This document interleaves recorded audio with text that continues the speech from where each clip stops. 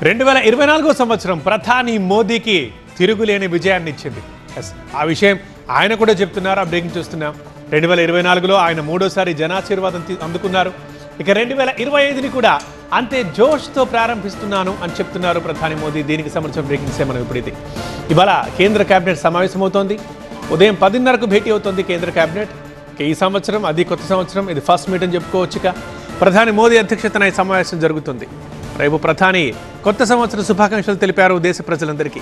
ఈ ఏడాది అందరికీ కొత్త అవకాశాలతో పాటు విజయాలు, అంతులేని ఆనందము తీసుకురావాలని మోదీ పోస్ట్ చేశారు. అందరికీ మంచి ఆరోగ్యము, సమృద్ధి లభించాలని మోదీ ఆకాంక్షించారు.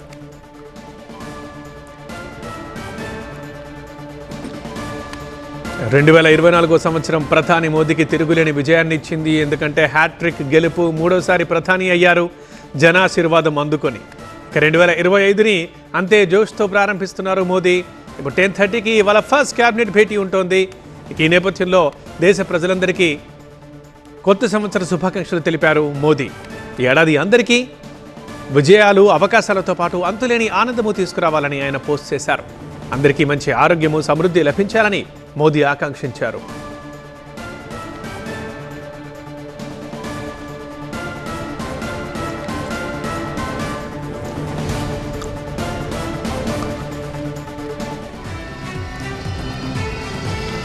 మా అసోసియేట్ ఎడిటర్ మహాత్మా ఫోన్ లైన్లో మరింత సమాచారం అందిస్తారు.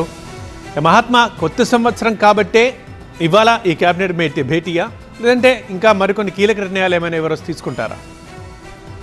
సాధారణంగా ప్రతి వారంలో ఒకసారి కేంద్ర మంత్రివర్గం సమావేశమవుతూ ఆ వారానికి సరిపడా నిర్ణయాలు తీసుకుంటూ ఉంటారు. అంటే ఆ వారంలో ఏవైనా కొత్త ప్రాజెక్టులకు సంబంధించిన ప్రతిపాదనలు వచ్చినా, లేదంటే కొత్త పథకాలు, ఆన్ గోయింగ్ స్కీమ్స్ కి ఫండ్స్ అలొకేట్ చేయడం, వీటికి సంబంధించిన నిర్ణయాలు తీసుకుంటూ ఉంటారు. అందులో భాగంగా ప్రతి బుధవారం సమావేశం కావడం అన్నది ఒక ఆనవాయితీగా కొనసాగుతూ వస్తుంది.